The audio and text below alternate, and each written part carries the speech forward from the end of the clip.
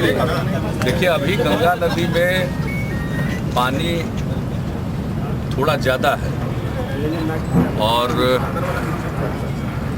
कई घाट ऐसे हैं जहां उस दिन जो इस्तेमाल संभव नहीं दिखता है, तो इसमें 2 प्रकार की रणनीति अपनाई जाएगी। और एक घाट आगे जो कलेक्ट्रेट है वो दलदली हो गया, काफ़ी दलदल है उसमें, तो विभिन्न प्रकार की समस्या है। इस बार कुछ समस्या बढ़ी हुई है। 2 साल पहले भी अचानक गंगा नदी में पानी का जल स्तर बढ़ा था, तो हम लोगों ने जो इंतजाम किए थे, कुछ घाटों को खतरनाक घोषित किया था जहाँ किसी को इजाज़त नहीं दी गई थी, पहले से आगाह किया गया था। और कुछ घाटों में कुछ दूरी के बाद गहराई ज़्यादा थी नदी की, वहाँ पर पल्ला लगाकर घेरा गया था और उसके आगे लोगों को जाने नहीं दिया गया था और पूरी चौकसी बरती गई थी। तो एक तो वो रणनीति हम लोग अपनाएंगे।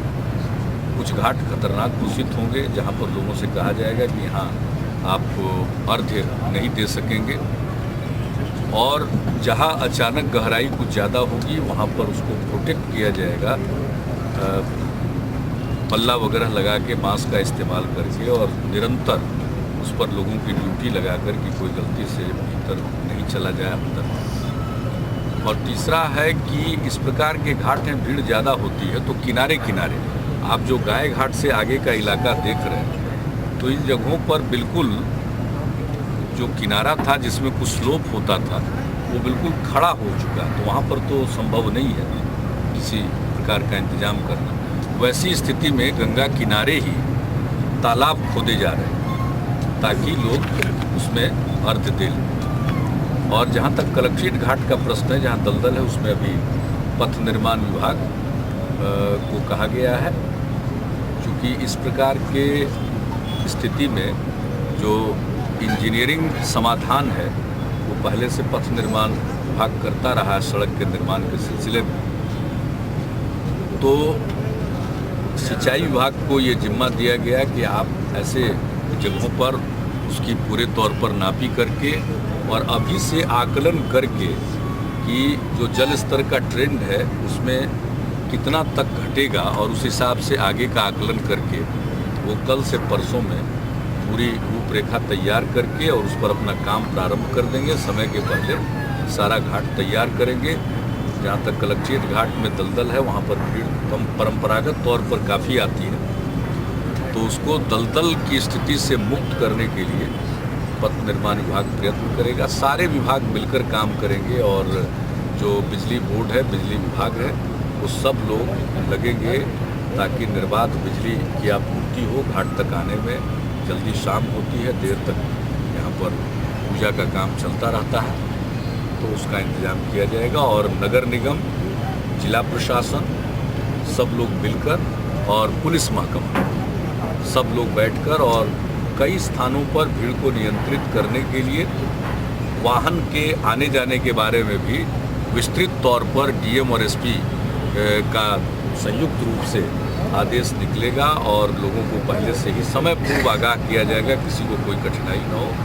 तो भीड़ को नियंत्रित रखने के लिए और अर्घ्य में कोई असुविधा न हो, इसको ध्यान में रखते हुए सारा काम, सफाई का काम लोगों ने किया है। घाट निर्माण का काम भी जहाँ जहाँ घाट बन सकता है उसको बनाया भी जाए।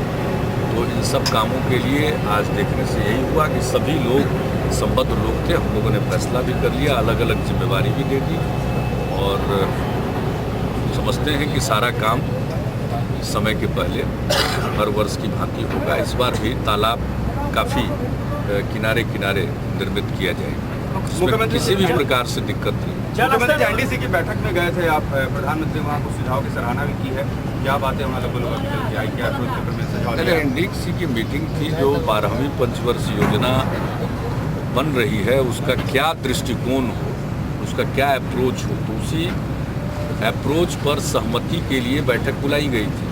तो जो एक ब्रॉड सहमति हुई है कि अगले पंचवर्षीय योजना में विकास का दर 9% हम रखें, तो वो तो एक बात थी, लेकिन हमारी योजना का अप्रोच क्या हो, किस प्रकार से योजना होनी चाहिए, तो उसमें हम लोगों ने सुझाव दिए हैं और कहा है कि हमारा फेडरल ढांचा है, राज्यों को विकास का काम ज़्यादा करना है, इसलिए राज्यों को संसाधन उपलब्ध कराए जाने चाहिए।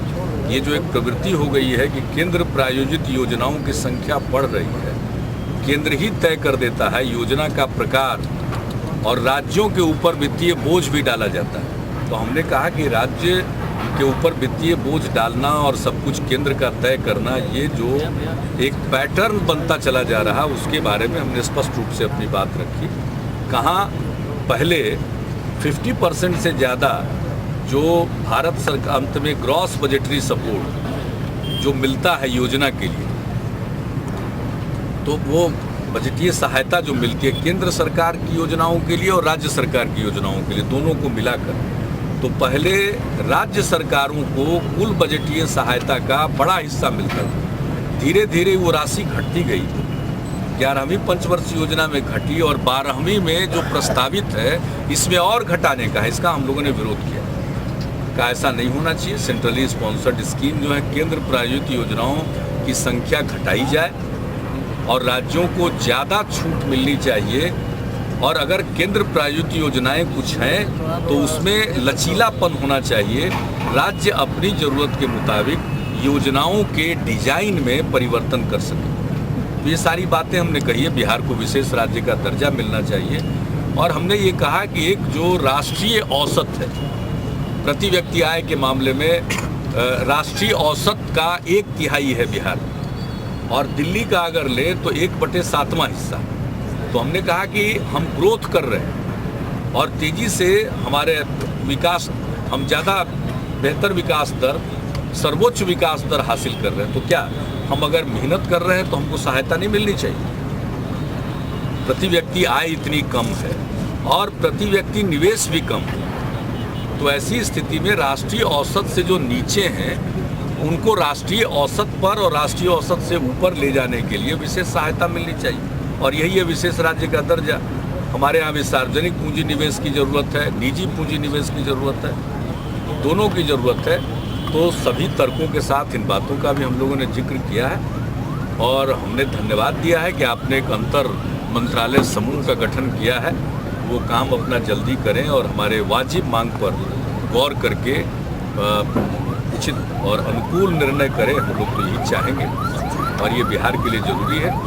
और सबसे बड़ी बात है कि तमाम बाधाओं के बावजूद बिहार के लोग तरक्की के रास्ते पर हैं। तो अब यही उपयुक्त अवसर है कि बिहार के लोगों की सहायता की जाए। ये तर्क भी हमने रखा है, तो सारी बातें हमने रखी है। नए कानून बनते हैं, नए कानून में केंद्र सरकार योजना का तौर तरीका निर्धारित करती है और राज्यों पर वित्तीय बोझ डाल देती है। तो हमने ये कहा है कि भाई कितना पैसा है देश में, केंद्र के पास कितना, राज्य के पास कितना, इसका हिसाब किताब कर लीजिए और इसके बाद कोई योजना बनाइए और राज्य कितना उसमें देने में सक्षम है इसका आकलन कर लीजिए। क्योंकि अपने आप को धोखा देने के समान है कि हम कानून बना के योजना तो बना देंगे, लागू उसको ठीक ढंग से नहीं कर पाएंगे और लगातार फिर अदालतों में फटकार सुननी पड़ेगी लोगों। इसलिए हमने कहा जो भी करना पहले सोच लीजिए, धन की स्थिति देख लीजिए। भारत सरकार के पास तो सब धन है, साधन उन्हीं के पास है, राज्यों के पास तो सीमित संसाधन है। हम लोग कहाँ से पैसा लाएंगे इसका भी आकलन कर लीजिए। ये सारी बातें हमने कही है, उसका हमने देखा ब्रॉड व्यापक समर्थन था, सारे लोगों ने ध्यानपूर्वक बात सुनी और मीटिंग के दौरान भी कहा। मैं प्रधानमंत्री जी ने भी बीच में लंच के समय उन्होंने कहा कि आपने जो विषय उठाए हैं वो गौर करने वाले, और अपने कंक्लूडिंग रिमार्क्स में भी एक इशारा उन्होंने किया। देखिए क्या करते हैं, हमारा किसी चीज़ पर कोई विरोध नहीं है, हम तो नीति संबंधी उपयोगी और व्यावहारिक सुझाव देते हैं, मानना ना मानना उनका काम है। अब बीपीएल खत्म कर दिया इन लोगों ने, अब अलग अलग योजनाओं के लिए अलग अलग समूह को लाभ दिया जाएगा। तो वैसी स्थिति में उन समूहों की पहचान तो ज़्यादा जरूरी है।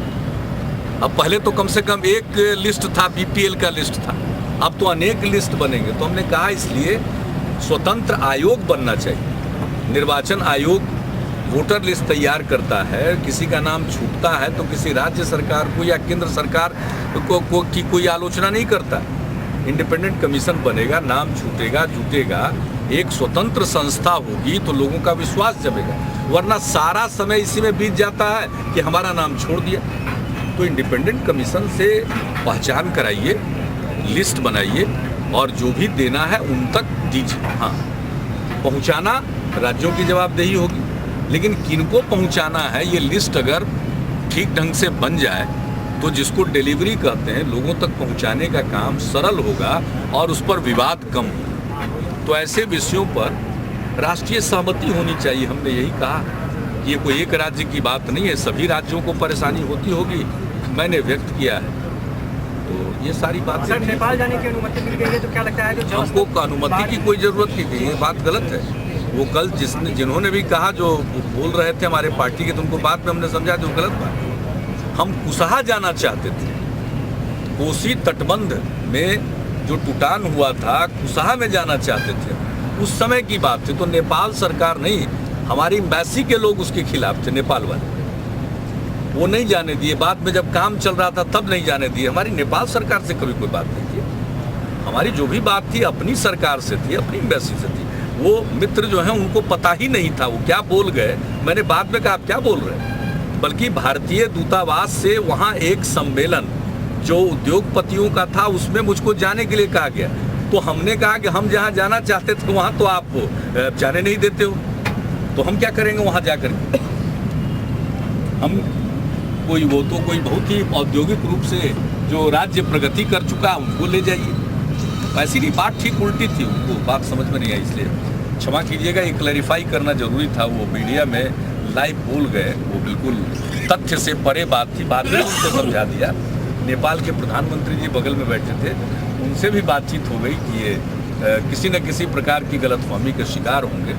वो नेपाल के प्रधानमंत्री जी आए हुए थे, सभी दल के लोग थे और उनके ऊपर लगता है कार्य बोझ था, इसलिए वो कुछ बोल गए हमारे पार्टी के राष्ट्रीय महासचिव, तो इसलिए क्लैरिफाई ऐसी कोई बात नहीं। अगर भारत सरकार चाहेगी, नेपाल सरकार चाहेगी, तभी हम उसके बारे में सोच सकते हैं। मेरी कोई दिलचस्पी या अपनी तरफ से कोई इच्छा नहीं है। हाँ, नेपाल के प्रधानमंत्री जी से कल मुलाकात हुई तो बहुत अच्छी चर्चा हुई है और हमने उनसे आग्रह किया है कि हमारा जो बिहार में ग्लोबल मीट होने जा रहा है इस शताब्दी वर्ष में, तो उसमें आप आएँ, हमने उनसे आग्रह किया है। उन्होंने मोटे तौर पर प्रारंभिक तौर पर कहा कि ठीक है। हमने अपने माननीय प्रधानमंत्री जी से भी आग्रह किया है कि हम नेपाल के प्रधानमंत्री जी को इस अवसर पर बुलाना चाहते हैं, उन्होंने भी कहा कि ठीक है। तो अब आगे इसके बारे में पत्राचार होगा, उनके समय सुविधा जो फरवरी में होगा। हमने ये कहा ग्लोबल मीट के लिए, वो शताब्दी वर्ष वाला नहीं, ग्लोबल मीट फरवरी 17-18 फरवरी के लिए हमने कहा। उसमें दुनिया के कई मुल्कों के लोग आ रहे हैं। वो एक अंतर्राष्ट्रीय मीट है, जैसा हमने कहा ग्लोबल मीट है। तो प्रधानमंत्री जी ने ये भी कहा है कि नेपाल का एक शिष्टमंडल भी भेजेंगे बिहार में जो काम हो रहा है उसको देखने के लिए। हमने उसका भी स्वागत किया है। लेकिन इन सब चीज़ों पर अभी चर्चा हुई है, फॉर्मल औपचारिक रूप से सारी बात तो अपने विदेश मंत्रालय के माध्यम से। Sir, call should be there, आपने सपोर्ट किया था, लेकिन एलके आडवाणी ने बोला कि इससे पॉलिटिकल इनस्टेबिलिटी आएगी। देखिए, ये एक विचार है, आप लोग इसके पृष्ठभूमि को जानिए। मुझे खुशी है कि राइट टू रिकॉल पर इन दिनों आप सब लोगों की दिलचस्पी पैदा हुई है। सन 74 में लोकनायक जेपी के नेतृत्व में जो आंदोलन हुआ, उस आंदोलन की हम सब उपज हैं, सुशील जी भी, हम भी, सारे लोग। और उस समय एक मांग थी प्रतिनिधि वापसी का अधिकार होना चाहिए, यानी राइट टू रिकॉल होना चाहिए। हम उस आंदोलन के अंग थे, सेनानी थे। तो जो एक आंदोलनकारी के रूप में जिस मांग को हम लोगों ने उठाया जेपी के नेतृत्व में, हम उस मांग के खिलाफ कैसे जा सकते, हम उसके पक्ष में। तो जेपी ने उस समय उठाया, लेकिन उसके बाद जो सरकार बनी जनता पार्टी की, उसने इसको नहीं माना। ये तो जगजाहिर है। तो आडवाणी जी तो उस समय की जनता पार्टी की जो सरकार बनी उसके अंग थे, इसलिए इसमें कोई बात का विषय नहीं। हम लोग 74 आंदोलन के सेनानी के रूप में, हम कोई अपने पार्टी के प्रतिनिधि के रूप में नहीं बोल रहे हैं। जेपी मूवमेंट के एक्टिविस्ट के नाते हम राइट टू रिकॉल का समर्थन करते हैं सैद्धांतिक रूप से। कैसे हो सकता है, क्या किया जा सकता है, इसके बारे में विशेषज्ञ मिल करके उसका रास्ता। क्या आपको लगता है कि वाकई इससे पॉलिटिकल इनस्टेबिलिटी आएगी देश में? इसके बारे में तो बैठ करके रास्ता निकालना चाहिए। ये राइट टू रिकॉल इतनी मौलिक चीज है कि इसके लिए मीडिया के 2-4 बाइट से नहीं समाधान निकलेगा। इसमें तो सबको बैठकर करना मिलना चाहिए। हम इस राय के चुनाव आयोग ने भी इनकार कर दिया। एक मिनट, चुनाव आयोग तो अभी का जो कानून है उसी के हिसाब से तो बोलेगा। अभी कोई प्रोविजन है, आप उसको अन्यथा समझ रहे हैं। राइट टू रिकॉल अगर होना है तो इसको कैसे लागू किया जा सकता है, इसके बारे में विचार मंथन करना पड़ेगा। और जब इस बारे में कोई चर्चा होगी तो हम लोग भी अपनी छोटी समझ से अपनी राय दे सकते हैं। राइट टू लेकिन ये राइट टू रिजेक्ट मेरे पल्ले नहीं पड़ता। वो क्या चीज़ है वो मेरे पल्ले नहीं पड़ता। हम लोग राइट टू रिकॉल की बात कर रहे हैं। वोट में ये एक नई बात चली है इन दिनों, उसका क्या अर्थ होगा ये मेरे समझ में नहीं है। उस पर हम लोगों ने कभी रिफ्लेक्ट नहीं किया है कि उसका क्या अर्थ है और ये कहने वाले लोगों का उसके पीछे क्या दृष्टिकोण है और कैसे लागू करना चाहते हैं, उसका फलाफल क्या होगा, इसके बारे में मेरी कोई व्यक्तिगत जानकारी नहीं है और हमारे पास कोई आइडिया नहीं। हाँ, राइट टू रिकॉल होना चाहिए और उसके लिए हमारे पास भी आइडिया है कैसे लागू किया जा सकता है।